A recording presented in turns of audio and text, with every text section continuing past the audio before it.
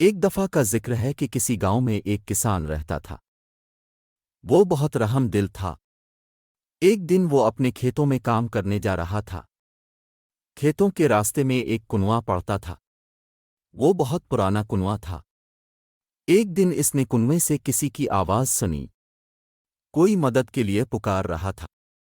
یہ آواز کسی عورت کی تھی۔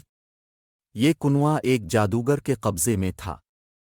کسان نے سوچا کہ شاید جادوگر عورت کا روپ بدل کر مجھے پھنسانے کی کوشش کر رہا ہے۔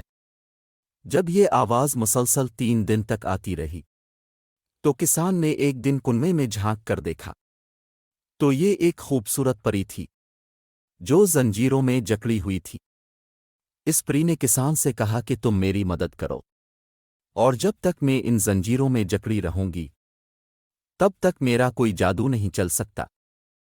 کسان کو اس کی بات سن کر بہت دکھ ہوا۔ کسان اسی وقت گھر واپس گیا، گھر سے رسی لے آیا اور پری کو کنویں سے نکالا۔ جب پری نکلی تو وہ بہت خوش ہوئی۔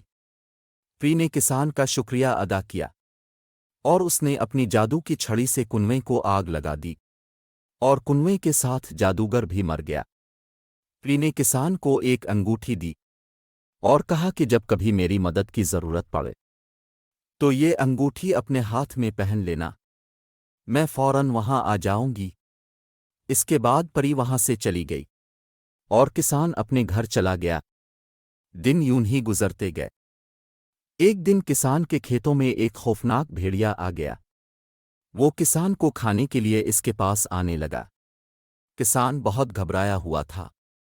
اچانک اسے پری کی بات یاد آ گئی اور اس نے وہی انگوٹھی نکالی اور اسے اپنے ہاتھ میں پہن لیا۔ پری وہاں آ گئی اور اپنی جادو کی چھڑی سے اس بھیڑیے کو مار دیا۔ اس طرح کسان کی جان بچ گئی۔ کسان نے پری کا شکریہ ادا کیا۔ پری وہاں سے چلی گئی۔ پیارے بچوں، ہمیں بھی ایسے ہی ہر کسی کی بہادری اور دلیری کے ساتھ مدد کرنی چاہیے۔